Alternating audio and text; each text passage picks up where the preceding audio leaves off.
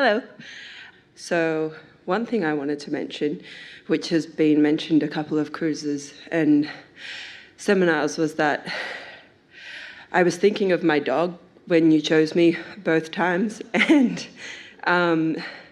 every time I think of him or see him, I just get into alignment straight away. So that was just a little shout out to my dog.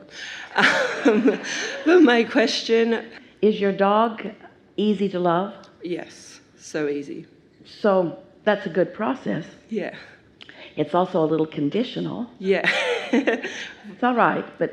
Which sort of led to one of my questions, which was, I have my own version of Jerry, which is my boyfriend, and we're really good at co-creating things together, like me being in the hot seat or getting our dog. Even being in the hot seat now, I think that was a co-creation between us, and I wanted to know how I could do more of that myself, not to let's have all the creations, but also do it a bit more myself, so I don't feel like it's conditional. You're following up on the very conversation that we were just having, in that there's a part of you that feels like you need to prove something. You're not ever going to be independent because you've got a whole host of non-physicals working with you. Don't you think it's time that you give up the notion that I need to singularly do something in order to prove worthiness to something? Yeah. And you know what's most interesting about that? The very entity that you want to prove worthiness to is the one who's helping you all the time. So it's like saying, I want to separate myself from you so that I can prove to you that I can connect with you. What? Yeah. You know how twisted that is? Yeah. What's this independence? And part of it, we foster some of it because we want you to make your connection with Source rather than look for it in others. And it's lovely when there's some other, like your boyfriend or like your dog, who, when you focus upon them, it's very easy for you to feel tuned in, tapped in, turned on. We encourage all of that selective sifting. We just want you to understand that once you connect with who you really are and you're steadily there, then you can explore the delicious advantage that even the disconnected people around you have to offer you. Oh, people will say to us, Abraham, I've been really doing this work and I feel good. But those people at work are so negative. Yeah. And what they're trying to impart to us is that now that they understand this, they want the universe to just deliver to them the blessed ones, the lovely ones. They think that we think that what we want them to think is that deliberate creation is just getting into the place where only the loveliest can surround you. And we say, no. What we want for you is that you are tuned in, tapped in, turned on so that you can experience the advantage of everything that's around you. There is advantage in contrast. Without contrast, you couldn't see anything. You couldn't hear anything. Contrast is important. But there's a difference between contrast and resistance. Drum roll, please. You're very compliant.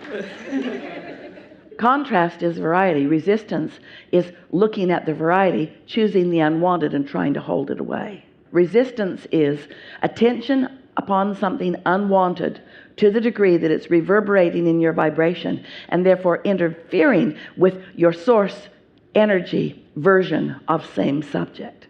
Follow? Yeah. Is that to do with like perspective then as well? Give us more. Like, for example, the story about the caterpillar or the oak tree. The centipede? Yes, the centipede, sorry. The poisonous centipede. Yeah. The pretty centipede. The beautiful, powerful, yeah. really fast. Does that have to also do with perspective? Like if I saw something that might be contrasting, I could look at it. Wouldn't it be sad that Esther would be so afraid of that centipede that she couldn't enjoy it? Wouldn't that have been a sad thing? Instead, she got to play with it. She got to co-create with it. She got to understand it a little bit. It got to understand her a little bit.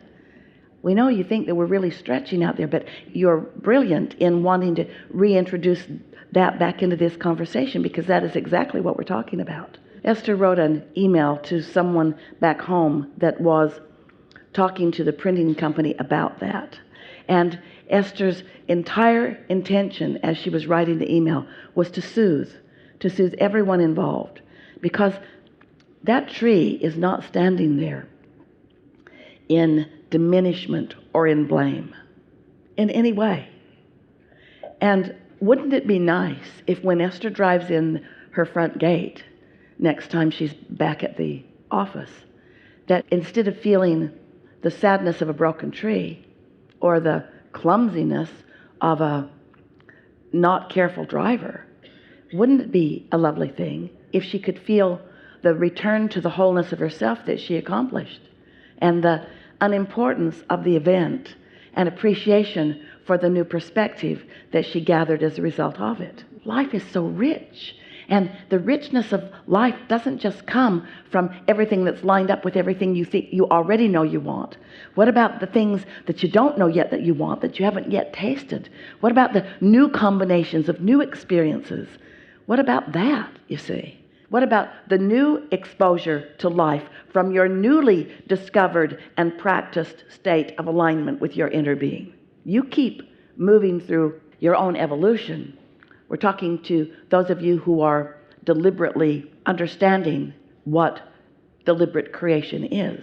So as you consciously acknowledge an improvement in your vibrational average, so to speak, now all the things in life that you've ever lived can run past you again and give you a different movie. In other words, same people in your life giving you different richness and depth in exposure and experience.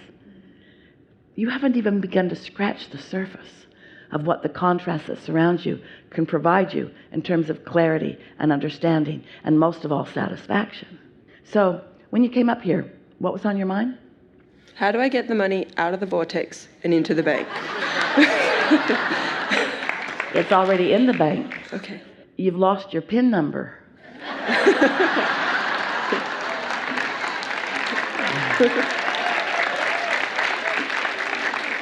And your inner being knows what it is. You got to know that it's in there and acknowledge that it's yours, and acknowledge that you just have some simple things to do in order to begin experiencing it. You have to find some way of accepting that. And so far, for most humans, this vortex that we describe, this vibrational reality, doesn't feel real to you. The bank feels real. Statements come. Notices come. You can look every day to see how much is there if you want to. That feels real. But your vortex must not feel real, or we wouldn't be having this conversation. So the deeper question is, what can I do to cause my vortex to feel more real to me? And we say, spend more time there. Spend more time not doing that thing you do that doesn't keep you there. Spend more time allowing yourself to feel what that feels like. So what would the money being, we'll use your words, good words, if the money were, it'll never be out of the vortex because it's generated there. But what would lots of money streaming from the vortex into your bank account feel like? In other words, you don't want to take it out and put it over there. It's always coming. This well-being's always coming. The momentum of the well-being, so big, it's nearly unspeakable. So what would it feel like if it were already in your bank account? What are the emotions that you would feel? Not so much what you would do with it, but how would you feel about it? Well, it'd be fun, but I'd also just expect, like, it would sort of be like entitled, like, of course it's there. So you'd feel secure? Yeah. Do you have any way of feeling secure before you have awareness that the money is over there? Because if you need the money to be there before you feel secure, then it can't come. So you acknowledge how you would feel if it were there. Now you got to find some way of feeling that way. That's your PIN number. I got to feel like it feels when the money is already there. When you walk up to the ATM or wherever it is that you go, and you know that you've got money in your account and you want to withdraw some, same thing. You don't go up there sort of freaked out and panicked that your PIN number isn't working, do you? Do you? If your bank account says the money is there, don't you go with confidence to get some of it out? So how's this different? It's in this vortex bank, and a feeling of well-being and security and fun and exhilaration and eagerness and openness and exhilaration.